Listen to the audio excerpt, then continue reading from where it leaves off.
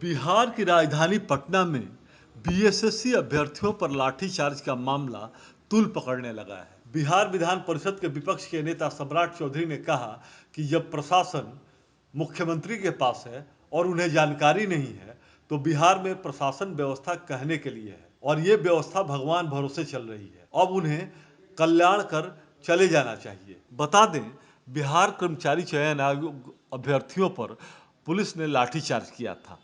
छात्रों ने मार्च का आह्वान किया था। इसी के तहत छात्रों ने मार्च निकाला था। मार्च के दौरान अभ्यर्थी डगबंगला चौराहे पर पहुंच गए और पीटी परीक्षा को रद्द करने की मांग करने लगे थे।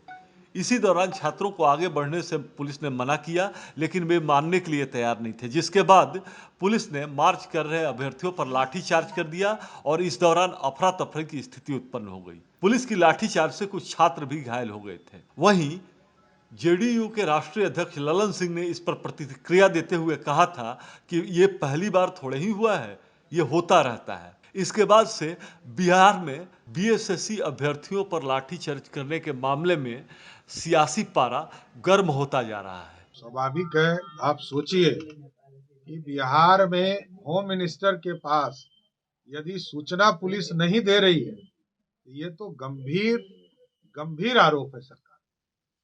यदि होम मिनिस्टर जो मुख्यमंत्री हैं बिहार के, उनको यदि यह सूचना नहीं है कि बिहार के बच्चों पे लाठी चल रही है तो भगवान ही भरोसे बिहार की सरकार है। ललन सिंह, और इससे बड़ा दुर्भाग्य क्या हो सकता है कि बिहारी बच्चे पिटाए, होम मिनिस्टर को जानकारी नहीं है और होम मिनिस्टर आराम से बेतिया के जंगलों में घूमने का काम कर। ये तो दुर्भाग्य है। इतने लंबे समय से मुख्यमंत्री रहने के बावजूद बिहार के बच्चों के हित पर कोई काम नहीं कर पाए। आज लाठीचार्ज हो रही है तो कहते हैं हमको पता ही नहीं है। तब क्यों मुख्यमंत्री? भाई इस्तीफा करो, घर जाओ। आप आश्रम में बैठने लायक हो गए। आपको जब याद नहीं रहता है, आपके ऑफिसर बताते होंगे तो आपको पता ही नहीं रहता होगा बोल क्या रहा है। अब आश्रम में जाइए, कल्याण बीघा के आश्रम में बैठिए, बिहार को मुक्ति दीजिए। भाई फोल्डेड हैंड बोल रहा हूँ। कि छात्रों पर लाठीचार्ज होता हो तो होता रहता है, कौन बड़ी बात होगी? पहली बार देखिए, जनता दल यूनाइटेड के नेता ये कह रहे हैं कि नीतीश कुमार लगातार इस तरह का काम करते रहते हैं, इसमें कहाँ दिक्कत है? तो नीतीश कुमार के सहयोगी ही बोल रहे हैं कि बिहार के बच्चों पर लाठीचार्ज करना नीतीश कुमार का धर्म है। इससे बड़ा प्रूफ क्या चाहिए? उन्हीं के पार्टी के राष्ट्रीय अध्यक्ष बोल रहे हैं। आरोप है कि ऐसे आंदोलन में जो है भाजपा अपने उपयोगी भेज के वो ऐसा करवाते हैं जिससे कि लाठीचार्ज। देखिए, ये उनकी मानसिकता झलकती है कि राजद इसका मतलब इस तरह के काम करते रही है।